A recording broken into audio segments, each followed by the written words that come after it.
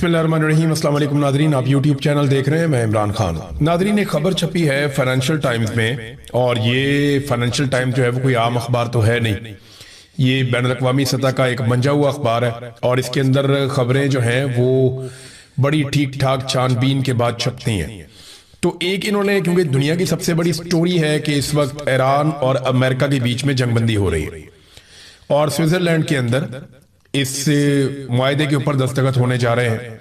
वहां पे अमेरिका की क़यादत भी जाएगी और ईरानी क़यादत भी आएगी, और यूरोप के पुरफिजा मकाम में स्विट्जरलैंड में ये सब कुछ होगा। उन्होंने जो स्टोरी की उस पर आसिम मुनीर साहब के जो हमायती हैं वो बहुत भड़क उठे, बहुत गुस्से में।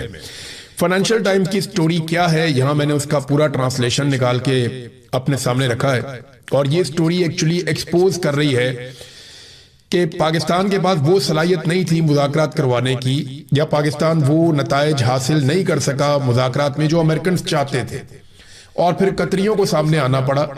और फिर जो कतरी हुक्मरान हैं उनके नाम भी लिखे गए स्टोरी के अंदर, जिन्होंने बड़ा अहम रोल प्ले किया ईरान और अमेरिका को मुज़ाकरात की मेज के ऊपर बिठाने में और एक नतीजा निकालने में। ऐसा नहीं कहा गया स्टोरी में कि पाकिस्तान नाकाम हो गया, लेकिन यह बताया गया कि कतरियों की है असल कामयाबी, और यह सहरा मुज़ाकरात की कामयाबी का उनके सर पे जाता है।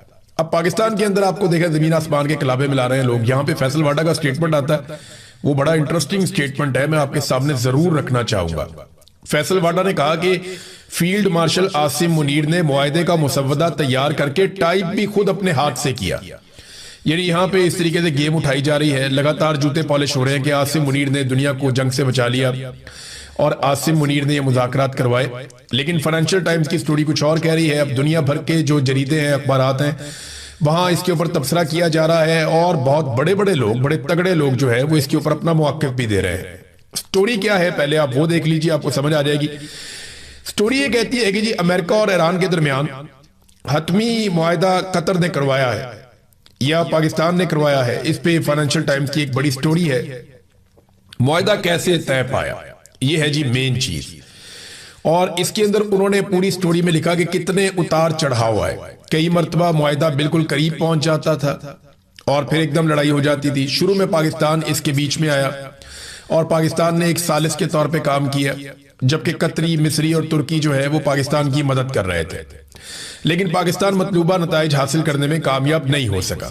चंद घंटे तो ऐसे भी रहे कि जिसमें कतरी सालसों को यकीन करने का मौका मिल गया कि शायद अब बहुत मुश्किल होगा, और कई दफा उन्हें ऐसा लगा कि शायद अब मुश्किल टल चुकी है।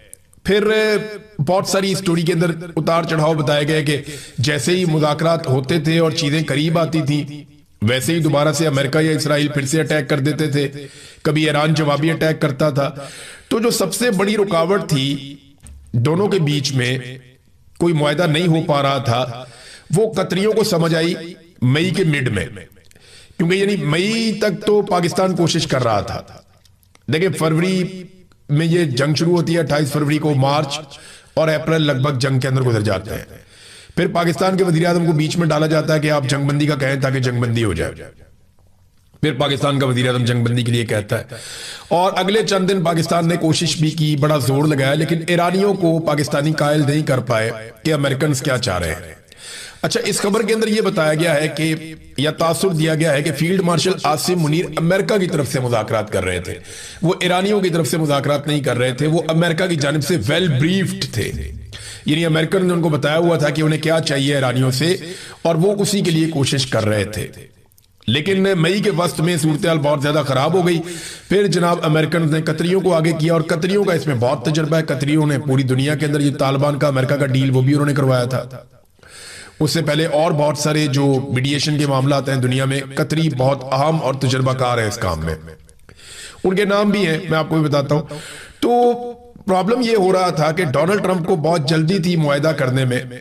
वो ये चाहता था कि फटाफट मुआहदा हो जाए। डोनाल्ड ट्रंप की बेसब्री थी, और वो मुआहदे के अंदर अपने टारगेट रख के बैठा हुआ था कि ये काम होने चाहिए। वो उजलत में मुआहदा करना चाह रहा था, जबकि ईरान के लिए एक और मसला था।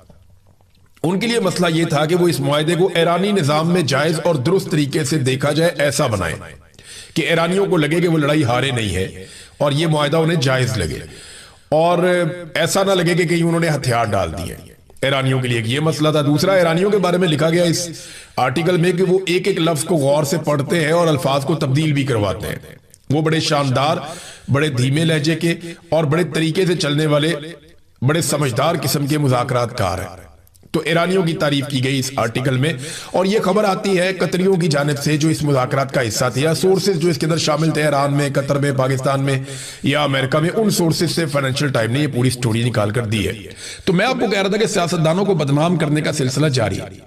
हमेशा जर्नैल खुद को अच्छा दिखाते हैं और सियासतदानों को बुरा दिखाते हैं, और इसी वजह से पाकिस्तान आज तक स्टेबल नहीं हो सका। पहले लोगों में नफरत फैलाएगी, सारे सियासतदान बुरे हैं। हर सियासतदान जो हुकूमत में भी होता है ये उसको ऑफ द रिकॉर्ड बुरे ही कहते हैं और अपने आप को ये अच्छा कहते हैं। सियासतदानों को ये बात समझनी पड़ेगी। वो एक जबान करके इकट्ठे हो जाए सारे और इकट्ठे होकर कहें कि जर्नैल बुरे हैं, इन्होंने पाकिस्तान पे बार बार कब्जा किया है, ये सरकारी मुलाजिम है, ये तनख्वाह लेते हैं, इनका काम है हमारे हुक्म को माने। हम हुकूमत बनाते हैं अवाम के वोटों से, जब हम आ जाते हैं तो हम जो हुक्म दें ये हमारे हुक्म की जो है वो खिलाफ वर्जी कभी ना करें, ये होना चाहिए। लेकिन उल्टा क्या होता है कि वो सियासतदानों को बदनाम करते हैं और हमारे मीडिया के लोग इसमें इस्तेमाल होते हैं। कई अनजाने में इस्तेमाल हो जाते हैं, कई जानबूझकर इस्तेमाल हो जाते हैं, कई अपने जाती मफाद के लिए इस्तेमाल हो जाते हैं। मैं नहीं कह रहा कि सारे के सारे जो हैं मीडिया के लोग बदनीयत है। बहुत सारे लोगों को आइडिया ही नहीं होता कि उनके साथ क्या खेल खेला जा रहा है। यानी मैं अपने बारे में आपको बताता हूं, जाती तौर पे मुझे बहुत सारे लोगों को, पूरे पाकिस्तान को, इवन इमरान खान को ये लगता था कि पाकिस्तान की मिलिट्री एस्टेब्लिशमेंट जो भी फैसले करती है वो पाकिस्तान का भला सोचकर करती है। लेकिन हमने अपनी आंखों से देखा, अपने कानों से सुना, और फिर हमने इनकी इंक्वायरियां भुगती और जब इनके साथ बैठकर बात की तो हम सर पकड़ के बैठ गए कि यार ये क्या लोग हैं, ये तो अपने फायदे से बाहर देखते ही नहीं है कि हमारी एक्सटेंशन, हमारा इस्तिस्ना, हमारी नौकरी, हमारा कारोबार, हमारा मफाद, हमारा बजट, ये अपनी जात से बाहर नहीं जाते। आज हमारा इस खित्ते के अंदर जो तरक्याती बजट है वो बांग्लादेश के मुकाबले में, इंडिया के मुकाबले में, नेपाल भूटान के मुकाबले में, या आप अफगानिस्तान भी लगा लें, जितना बजट हमारे पास है परसेंटेज में आप करके देख लें, हम सबसे कम तरक्याती बजट खर्च कर रहे हैं। तो हम तरक्की कैसे करेंगे? नहीं कर सकेंगे। हाँ, सिर्फ ये है कि हमें आलमी सतह पे सालसी करनी है, बड़े बड़े लोगों की मीटिंग्स के अंदर जाकर बैठना है और काटन वाले कपड़े पहन के, जैसे कोई बंदा बहुत गरीब घर का होता है ना, उसके घर के अंदर भूख होती है, नंग होती है, परेशानी होती है, लड़ाई होती है, फसाद होता है, और वो शाम को काटन वाला सूट पहन के चौधरियों की महफिल में जाकर बैठ के चौड़ा हो जाता है कि जनाब मेरी तो बड़ी इज्जत है, और घर के अंदर कुछ नहीं होता। ये पाकिस्तान के हुक्मरान पाकिस्तान के साथ कर रहे हैं जनाब। बाहर साड़ी बड़ी गेम है, वो पाकिस्तान के अंदर आपने बेड़ा गर्क कर दिया। आपकी रिस्पॉन्सिबिलिटी बाहर गेम उठाने की नहीं थी, आपकी रिस्पॉन्सिबिलिटी है कश्मीर को आजाद करवा के दें। आपकी रिस्पॉन्सिबिलिटी है पाकिस्तान का पानी जो इंडिया कब्जा कर रहा है वो छुड़वा के दें। आपकी रिस्पॉन्सिबिलिटी है पाकिस्तान के अंदर से आप दहशतगर्दी खत्म करें। ये तीन मेन रिस्पॉन्सिबिलिटीज हैं, इन तीनों के अंदर नाकाम रहे, ये तीनों काम नहीं कर पाए बदकिस्मती से। और जो पाकिस्तान के सियासतदान है वो इसके ऊपर जनाब ताशे बजाते हैं। मैं हैरान होता हूं। तो जब भी आईनी तरमीम करनी होती है, फैसल वाडा लॉन्च हो जाता है और वो अपना काम शुरू कर देता है। नाज़रीन, खैबर पख्तूनख्वा की अब सूरत हाल ये बन गई है, एक तो इमरान खान साहब की बहनों को मुलाकात करने नहीं दी गई, एक मरतबा फिर मुलाकात ना हुई और वो अपना धरना खत्म करके वापस चले गए। 10,000 बंदा लाने का दावा किया गया था पाकिस्तान तहरीक इंसाफ की जानिब से, लेकिन 2,000 बंदा टोटल, मुझे जो सहाफियों ने बताया कि 2000 के करीब बंदा टोटल पहुंचा था, और वो भी कोई आ रहा था और कोई जा रहा था, और एक वक्त में 1200-1500 के बीच में लोग मैक्सिमम इकट्ठे हुए होंगे। इससे ज्यादा लोग एक वक्त में इकट्ठे नहीं हुए। ये है जमीनी हकायक अडयाला जेल के बाहर से। इमरान खान की बहनों से वादा कुछ और किया गया, सूरत-ए-हाल कुछ और है। लोग मायूस हो गए हैं, लोग इस लीडरशिप के लिए अब निकलना भी नहीं चाहते। और जो कुछ पाकिस्तान में जुल्म और फस्तायत हो रहा है, देखिए जब लोग मायूस हो जाते हैं ना, बहुत ज्यादा दब जाते हैं, परेशान हो जाते हैं, तो एक दिन आता है कि लोग लीडरलेस हो जाते हैं। और फिर वो होता है जिसे आप बांग्लादेश में आपने होते हुए देखा, श्रीलंका में आपने होते हुए देखा, नेपाल में आपने होते हुए देखा, दुनिया के और ममालिक में आपने होते हुए देखा। तो ये पाकिस्तान में भी खुदा न खास्ता ये मामला उस तरफ ले जाएंगे और एक दिन पाकिस्तानी अपना हक छीनने पर मजबूर हो जाएंगे। कश्मीर में आप उसका एक झलक देख रहे हैं। अब अगर समझदार होंगे और अक्लमंद होंगे तो कश्मीरियों के साथ मुज़ाकरात करके मामला हल कर लें, क्योंकि कश्मीरी पीछे हटने के लिए फिलहाल तो तैयार नजर नहीं आ रहे। अब फेस सेविंग चाहिए, हुकूमत कोई ना कोई फेस सेविंग ले, कोई रास्ता निकाले और कश्मीरियों को वापस उनके घरों में भेजे और रूटीन के मुताबिक वहां इलेक्शन करवाए। और इलेक्शन में अगर मिलिट्री एस्टेब्लिशमेंट रोल प्ले ना करे तो क्या हो जाएगा? हुकूमत एस्टेब्लिशमेंट के असर के बाहर एक बन जाएगी, तो चलो कश्मीरी खुश हो जाएंगे, वो राजी हो जाएंगे। लेकिन एस्टेब्लिशमेंट को हर जगह पे अपना कंट्रोल चाहिए। मुझे नहीं लगता कि वो इस बात पे मानेंगे। आलमी मंडी में तेल की कीमतें इंतहाई कम होती चली जा रही, लगातार कम हो रही है। अभी मैं आपसे बात कर रहा हूं तो $5 मजीद तेल की कीमतें गिर गई। तो इतनी जो तेल की कीमतें लगातार कम हुई हैं, लगभग 75 से 78 डॉलर के बीच में इस वक्त वेरी कर रही हैं आलमी मंडी में तेल की कीमतें। तो जब इतनी कम हो गई हैं तो आप भी कम कर दें। जब कीमतें बढ़ानी होती थी तो जैसे ही आलमी मंडी में ऊपर जाती थी साथ ही ये लेवी लगा देते थे, कीमतें बढ़ा देते थे, बढ़ाते थे 150-150 करके। इकट्ठी कीमत इन्होंने पाकिस्तान में 200 रुपए तक 2-4-5 दिनों के अंदर हम देखते रहे, पता नहीं 200 रुपए तक इन्होंने तेल की कीमतें बढ़ा दी थी। कहां से कहां पेट्रोल की कीमतें ले गए, पूरी दुनिया में किसी ने ऐसा नहीं किया जो इन्होंने पाकिस्तानियों के साथ कर दिया। जुल्म और जबर की इन्होंने पाकिस्तानियों के साथ इंतहा कर दी थी। लेवी इन्होंने 160 तक पहुंचा दी थी बेवकूफों ने। तो अब आलमी मंडी में तेल की कीमतें नहायत कम हो गई हैं, तो फौरी तौर पर अवाम को रिलीफ दें, जैसे फौरी तौर पर आपने अवाम के सर पर डंडा मारा था। रिलीफ दें, पेट्रोल की कीमतें कम करें, बिजली की कीमतें कम करें, गैस की कीमतें कम करें। अब आप ईरान से गैस खरीद सकते हैं। ईरान को इजाजत मिल गई है कि वो तेल और गैस की सप्लाई कर सकता है दुनिया को। तो आप गैस पाइपलाइन मुकम्मल करें। ईरान ने तो अपनी मुकम्मल कर ली है, आप भी अपने हिस्से की पाइपलाइन डालें और ईरान से गैस खरीदें। देखिए पूरे पाकिस्तान के अंदर तो पाइपलाइन पाकिस्तान की बिछी हुई है, आपने सिर्फ मेन लाइन तक लेकर जाना है ना। तो आप ईरान से गैस लें और आप पाकिस्तानियों को सहूलत दें। पाकिस्तान की इंडस्ट्री को भी इसका फायदा होगा, पाकिस्तान के शहरियों को भी इसका फायदा होगा, पाकिस्तान इससे तरक्की करेगा। तो आपको लेनी चाहिए गैस, आपका हमसाया मुल्क है, आपके पास एक मौका है, इस मौके से आपको फायदा उठाना चाहिए। तो नाज़रीन, जो बजट की सूरत हाल है, खैबर पख्तूनख्वा बेचारे वो यहां तक पहुंच गए कि जी हम 3 माह का बजट पास करेंगे। इमरान खान साहब से जब तक मुलाकात नहीं होती तब तक हम मुकम्मल बजट पास नहीं करेंगे। सलमान अकरम राजा साहब का एक स्टेटमेंट मैं देख रहा था। देखिए जहां तक हालात पहुंच गए हैं कि बजट को अब एक टूल के तौर पे इस्तेमाल किया जा रहा है। ये नहायत कमजोर कार्रवाई है। देखिए ये इनकी मर्जी है, ये जो मर्जी करे, उनकी हुकूमत है। वो बजट आज पूरा पेश कर दे, 1 महीने का करें या 1 दिन का करें, फर्क नहीं पड़ता। फर्क इस बात से पड़ता है कि इतनी बड़ी पॉलिटिकल पार्टी इतनी बेबस और मजबूर हो गई है कि वो बजट को एक बतौर हथियार इस्तेमाल कर रही है। यानी इतनी बड़ी पार्टी जिसने करोड़ों वोट लिए हैं, इतना बड़ा लीडर जो पाकिस्तान में सबसे ज्यादा मकबूल है, ये बाहर बैठे हुए पॉलिटिकल लोग उसके नाम के ऊपर कोई तंजीम साजी नहीं कर सके, कोई माहौल नहीं बना सके। इमरान खान ने स्ट्रीट मूवमेंट का कहा था, हमने तो देखी नहीं। सुहेल अफरीदी ने ऐलान किया था, कोई हलफ वलफ भी लिया था, उसके बाद नजर ही नहीं आया बंदे किधर गए। नाज़रीन एक चीज जाते जाते मैं आपको बड़ी मजे की बताता हूं। ये जरा आप शरीफों का बजट चेक करें। ये जो पंजाब में आया, ये शरीफ खानदान का बजट, मैं इसको इसलिए कह रहा हूं कि ये बजट के अंदर जितने भी नए मंसूबे लगाते हैं या जितने भी मंसूबे रखते हैं, वो ज्यादातर अपने जाती नाम के ऊपर रखते हैं, जैसे इनके अब्बा जी का पैसा है। ये सिर्फ चंद मंसूबे मैं आपको पढ़ के सुना रहा हूं, जरा देखें, आप एंजॉय करेंगे। Maryam Nawaz centre of academic leadership, Nawaz Sharif centre of excellency, Nawaz Sharif institute of cancer treatment and research, Nawaz Sharif institute of cardiology Sargodha, Maryam Nawaz health clinic, Nawaz Sharif medical district, Kalsoom Nawaz cancer hospital DG Khan, Maryam Nawaz social security ration card, Maryam को बताएं, Maryam Nawaz sports city Lahore, Maryam Nawaz Sharif free WiFi initiative, Mian Nawaz Sharif engineering and technology university कसूर और शहबाज शरीफ sports और पता नहीं कौन कौन से। मैं तो हैरान हो जाता हूं कि ये कितने नरगसियत का शिकार लोग हैं। ज़ेदी मरीज मुसल्लत कर दिया लाके। कौम का पैसा, कौम का बजट है, कौम ने टैक्स दिया अपने खून पसीने की कमाई से, और ये शरीफ खानदान बाप का पैसा समझ के अपने नामों के ऊपर प्रोजेक्ट शुरू करते चले जा रहे हैं। ये नरगसियत है, ये ज़हनी मरीज हैं जिनको हमारे ऊपर मुसल्लत कर दिया गया है, और हम इन्हीं के साथ गुजारा करना पड़ेगा, क्योंकि हमारे मिलिट्री जर्नल्स जो हैं वो जबरदस्ती इन्हीं की हुकूमत बनाते हैं बार बार, और उन्हें यही लोग पसंद है। अब तक के लिए इतनी, अपना ख्याल रखिएगा, अपने चैनल का भी। अल्लाह हाफ़िज़। नाज़रीन, नवाज शरीफ साहब ने बिलाखिर एक स्टेटमेंट दिया कश्मीर के हवाले से। उन्होंने कहा कश्मीरी अवाम पाकिस्तान से अपना नजरियाती और फिक्री रिश्ता बरकरार रखते हुए पुरअमन रहें, धरनों को खत्म करके बामकसद मुज़ाकरात करें। नवाज शरीफ साहब ने ना किसी मुतालबे में कोई बात ही नहीं की कि मुतालबात जायज़ हैं नाजायज़ हैं, कश्मीरी क्या मांग रहे हैं, उस पर बात ही नहीं की। भाई इतना बड़ा लीडर है, 3 दफा वज़ीर आज़म रह चुका मुल्क का, अपोजिशन लीडर भी रह चुका है, वज़ीर आला भी रह चुका, उसकी राय कोई नहीं है। उसने अपनी राय ही नहीं दी कि कश्मीरी जो मांग रहे हैं वो ठीक है या गलत है। कश्मीरी अपने हकूक के लिए पुरअमन तरीके से एहतजाज कर रहे हैं, वो ठीक है या गलत है वो बात ही नहीं करते। मिलिट्री एस्टेब्लिशमेंट का चमचा बनकर रह गए मियां नवाज शरीफ साहब, ये उनकी हालत हो गई। और अब वो गोलमोल स्टेटमेंट जारी कर रहे हैं कश्मीर के बारे में सिर्फ इसलिए कि आने वाले दिनों में कश्मीर में इलेक्शन है। और मियां साहब की जो दुर्गत बनी है पहले पाकिस्तान के इलेक्शन में कि उन्हें एक किराए की सीट दी गई, वो भी आधी रात को आरओ तब्दील करने के बाद यास्मीन राशिद ने मियां साहब को नाकों चने चबवाए हैं। मियां साहब की नाक रगड़ी है जमीन के ऊपर, यास्मीन राशिद ने तबाह करके रख दिया, बर्बाद कर दिया। लेकिन मियां साहब जाली सीट के ऊपर, चोरी की सीट के ऊपर आकर बैठ गए ढीठों की तरह, और अभी भी मियां साहब वहीं पे बैठे हुए हैं लास्टिक की शलवार पहन के। जो उन्हें मिलिट्री एस्टेब्लिशमेंट कहती है मियां साहब आगे कह देते हैं। अब कश्मीर पे गोलमोल स्टेटमेंट इसलिए दिया क्योंकि कश्मीर में भी आगे इलेक्शन आ रहा है। ख्वाजा आसिफ साहब की नादरीन गैरत जागी है। ख्वाजा आसिफ साहब ने एक बात की, उसका जवाब असद कैसर ने दिया। पहले जरा सुने ख्वाजा आसिफ ने बात क्या की।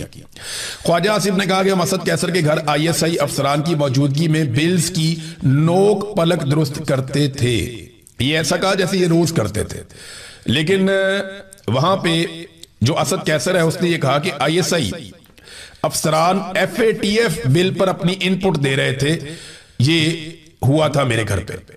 यानी ख्वाजा आसिफ ये कह रहे हैं कि हमने एक कानून साजी करनी थी और ये एफएटीएफ की कानून साजी थी। हम गए इनके घर में असद कैसर साहब के, और वहां पे आईएसआई के अफसरान बैठे हुए थे और उनकी मौजूदगी में हम इस पे काम कर रहे थे और वो अपनी इनपुट दे रहे थे। असद कैसर कहते हैं बिल्कुल ये तो एफएटीएफ का मामला था और उनकी इनपुट की हमें जरूरत थी। इंस्टीट्यूशनल मेमोरी एक होती है, उनको हमने बुला लिया था, उनसे हमने काम लिया था। देखिए जो ब्रीफिंग है वो मंगाई भी जा सकती है। आप ये कह सकते हैं कि हमें ये चीजों की जरूरत है, आप आकर हमें बताएं, लेकिन फौज की सियासत में मुदाखलत है, इससे इनकार नहीं किया जा सकता। इमरान खान के दौरे हुकूमत में भी थी, गलत थी, नहीं होनी चाहिए थी, लेकिन और इमरान खान साहब को इस बात का इदराक भी हुआ। इमरान खान साहब ने इस बात पे अफसोस का इजहार भी किया कि उन्होंने एस्टेब्लिशमेंट पे जितना भरोसा किया या जितना इमरान खान साहब ने मिलिट्री एस्टेब्लिशमेंट पर इन्हिसार किया अपनी हुकूमत चलाने में, वो उन्हें नहीं करना चाहिए था। इमरान खान साहब ने खुद इस बात के ऊपर एतराफ भी किया। तो इमरान खान साहब ने तो एतराफ कर लिया। जब ख्वाजा आसिफ साहब एतराफ कर रहे हैं, उनका जमीर जाग रहा है कि जनाब वहां आईएसआई वाले बैठे थे, उस टाइम ख्वाजा आसिफ साहब को क्या हुआ था? तब तो आप इनकलाबी होते थे, तब तो मियां साहब इनकलाबी होते थे, बाहर निकलकर बताते ना कि अंदर आईएसआई के अफसर बैठे हुए हैं, वो हमारे से कानून साजी करवा रहे हैं। आज ख्वाजा आसिफ ने यह बात क्यों की? वो इसलिए की कि वो पीटीआई को और अपने आप को एक जैसा आज के दौर में दिखाना चाहते हैं। ख्वाजा साहब दौर बहुत आगे निकल गया है। ख्वाजा साहब कहते हैं मेरा जमीर जाग गया, इसलिए मैं ये बता रहा हूं कि आईएसआई के बंदे वहां बैठे हुए थे जहां पे मैं कानून साजी कर रहा था। तो ख्वाजा साहब गलतियां तो सबसे होती हैं, तो गलतियों को ठीक भी करना चाहिए ना। आज आप बड़े फख्र से कहते हैं जनाब हाइब्रिड सिस्टम, दोगला निजाम चल रहा है, फौज और हम मिलकर सारे काम कर रहे हैं। आज सारे काम में आप कहते हैं आसिम मुनीर बराबर के शरीक हैं। तो उस दौर में अगर आईएसआई के अफसरान आपको बुरे लग रहे थे, तो आज आपको क्यों अच्छे लग रहे हैं? उस दौर में भी बुरे थे, आज भी बुरे। असूल है तो फिर एक ही होना चाहिए। और दूसरी बात यह है कि अगर आपका जमीर जाग रहा है तो जमीर को जरा थोड़ा सा और झंझोड़ें और यह बताएं कि 3 मरतबा आप एमएनए कैसे बने। आप ये बताएं कि जनरल बाजवा ने आपको एमएनए कैसे बनाया था। आप ये बताएं कि जनरल आसिम मुनीर ने आपको एमएनए कैसे बनाया। आप ये बताएं कि रेहाना डार के मुकाबले में आपको जाली फॉर्म 47 कैसे जारी किया गया। जब टीवी चैनल ने बता दिया कि आप इलेक्शन हार चुके हैं, आप फारिग हो गए हैं, तो फिर आप रातों रात इलेक्शन कैसे जीत गए? ख्वाजा आसिफ साहब जमीर जगाना है तो जमीर को पूरी तरह से जगा। बीच में रह गया शहबाज शरीफ, तो शहबाज शरीफ ने दस्तखत करके अपना फोटो जारी कर दिया। अब जरा ये 2 तस्वीरें आप देखें, एक में ये ईरानी सदर आपको नजर आ रहे हैं और एक तस्वीर में आपको शहबाज शरीफ नजर आ रहे हैं। जरा पहले आप ईरानी सदर की तस्वीर देखें। ये इनके हाथ में डॉक्यूमेंट है जिसके ऊपर इन्होंने दस्तखत किए ईरानी कौम को दिखाने के लिए। इनके चेहरे पे बिल्कुल किसी किस्म की मुस्कुराहट नहीं है, ये इंतहाई संजीदा और ऐसा लगता है कि जैसे एक जंग लड़ा हुआ आदमी है। इनके बहुत सारे लोग शहीद हुए, इन्होंने बड़ी कुर्बानी दी और बड़ी शानदार जंग लड़ी है। ये लोग जंग जीतने के दावेदार हैं, इसके बावजूद इनके चेहरे पे आप संजीदगी देखें। इस फतह को वो उस तरह सेलिब्रेट नहीं कर रहे, वो याद कर रहे हैं उनका एक सुप्रीम लीडर जो है वो कत्ल कर दिया गया। इस सारी लड़ाई में उन्हें शहीद किया गया, बहुत सारी बच्चियां शहीद की गई, बहुत सारा इंफ्रास्ट्रक्चर का नुकसान हुआ, लेकिन जंग जीतने के बावजूद उनके चेहरे के ऊपर आप संजीदगी का आलम देखें। एक तरफ पाकिस्तान है जिसने कुछ भी नहीं जीता, और पाकिस्तान के वजीर आजम को देखेंगे पराई शादी में अब्दुल्ला दीवाना, ये बेगानी शादी में अब्दुल्ला दीवाना ऐसा होता है। यानी ये बहुत खुश है कि इन्होंने बहुत बड़ा कारनामा कर दिया। डोनाल्ड ट्रंप ने शायद ऐसी कोई फोटो जारी भी नहीं की। अब तकरीब के हवाले से पहले शहबाज शरीफ साहब ने एक ट्वीट किया। जैसे ही उन्होंने ट्वीट किया तो घुंघरू बांध लिए बहुत सारे पाकिस्तान के अंदर जो दरबारी हैं उन्होंने, और उन्होंने घुंघरू बांध के अभी रक्स शुरू ही किया था कि पता चला कि ट्वीट एडिट हो गया। अब वो बेचारे परेशान हो गए कि जनाब ट्वीट तो एडिट हो गया, अब क्या करें। तो फिर उन्होंने एडिट शुदा ट्वीट के ऊपर हल्की हल्की आंच पे भंगड़ा डालना दोबारा शुरू किया, तो पता चला ट्वीट डिलीट हो गई।